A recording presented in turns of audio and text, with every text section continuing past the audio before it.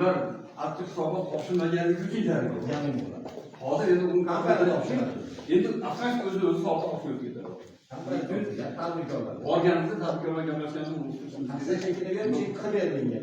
Bu davlatlardan desangiz uradashiga u oson narsa. Hammasini o'rgatib qo'ying. Bo'lmasa javob ishga ko'rda shuni urib turib, siz odatda 200 ming so'm narsani urib turib, shuni ishga ko'rga urib keting, bu chek bo'ladi. Endi bitta narsasi kecha bo'lgan nima, gaplashganimizda ayrim soliq bolalari bor, tadbirkorga masalaga tadbirkor. Ulardan sizga yo'qdi o'tgan. Bu endi soliq ozod qilinadi, lekin nimaga baribir emas bor. Lekin kassirga 10 million pul qo'ying, mana shu nimaga? Bular marketing pullari o'zi bilasiz. To'g'risi, loyihadan ko'zi yasash kerak. Bu ko'ylaklar kelyapti-da, ustiga ustol qo'yib sotyapti. Endi yonida shirin boshqa qo'yapti-da, 5-10 qizlar ko'ylagini shirin boshdan qo'ygan. Bu tomondan qarasiz, bu yerda hammasi tayyor mahsulot kelyapti. Bu so'z savdo sotiq bu bo'pti, non sotsa qilsin, lekin ular marketingda bir marta 400 ming inson ko'rib qoladi. Bu lekin non sotgan narsasidan narsa men 1% deyapmiz-da shu ishni. Aslida men sizni tushuntirdim bolaga. Keluvdi-ya, tushuntirib bo'ldi. Aka men bilmayapman, uzr deb ketdi. Borgan soliq tushuntir. Shu tushuntiryapti. Bolalarimiz ko'p bilan hammasi yosh, ba'zi tushuntiryapman, bolalar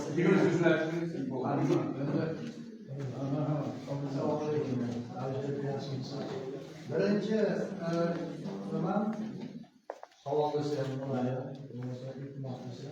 2025-yilda hisoblangan soliq summалari qiziqtiradi bu. Chunki davlatning byudjetining asosiy qismini soliq tashkil qiladi.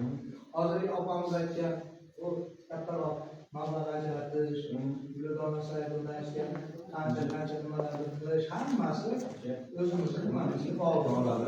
2025-yilda biz qancha soliq hisoblaganmiz va bildirdik.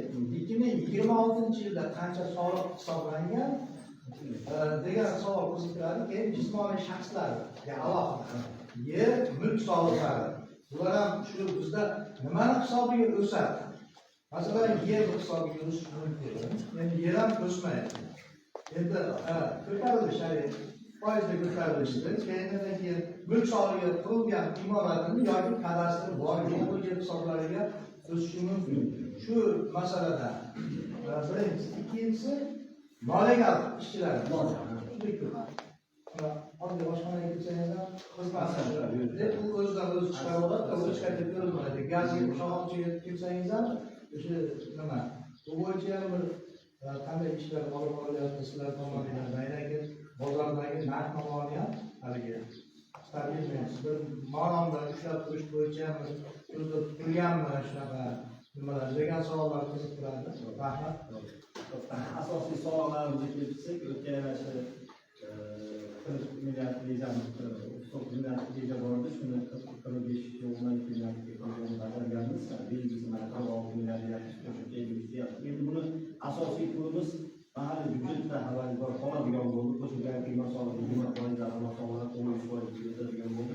Mana shu qoldirga Jalaquv tumani iqtisodiy rivojlantirish qilishga kelyapti. Endi asosan to'g'ri oldin byudjet parametrlarida soliq stavkalarini har yili 1-2 yoki 1-3 yangi tashkilotga oshiriladi. Mana 3 yildan beri biz tavsiya beryapmiz. Kengash tomonidan stavkalar qo'yyapti. Jalaquv tumani shu iqtisodiy rivojlantirishga qarab turib stavkalar belgilanyapti. Asosiy nimamiz shundan iborat endi. Shunga nisbatan mana jismoniy shaxslarimizni mana shu uy soliqlari ham hozir mana kadastr tomonidan xato kelyapti. Siz hozir 5 oy hisob qo'yganlarda nagasini qo'ygan narsalarni qo'shilmagan, faqat binolar soliq chiqyapti.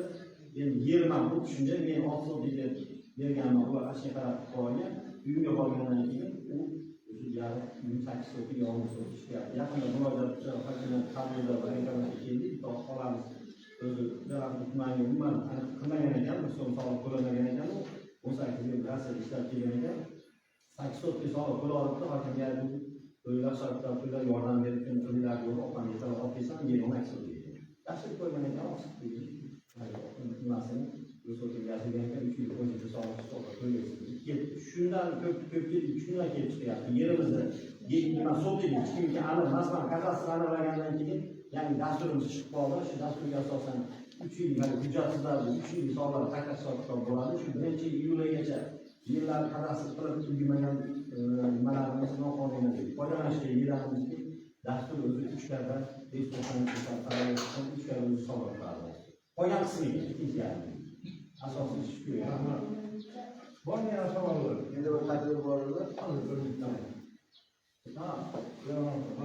Assalomu alaykum. Mana hozir muz soliqni gapiryapti. Mana men 2026-yil uchun soliqni yo'lab bo'ldim.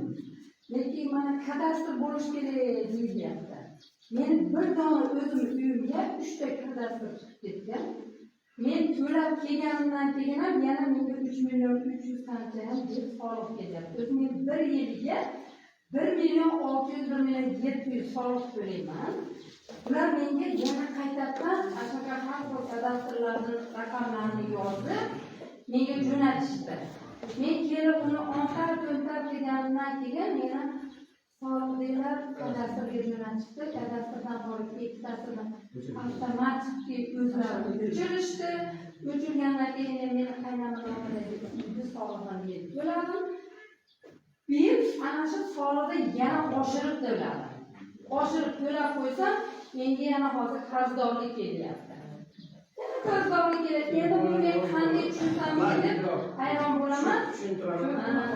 Ko'pda endi bunaqa muammolar. Endi eshiting, oxirgi gapim qoldi-da. Hali bizning mahallalarimiz kadastr qilingan yo'q, uylarimiz kadastr bo'lgan yo'q. Navbati bilan mahallalar aytilgan deb aytib qo'yilyapti. Mana yillar rasmga olib qo'yilish shu yerda deyman. To'lovlarni qilib, ikkitasilarni qo'limda ushlab, rasmga tushib chiqaman. Lekin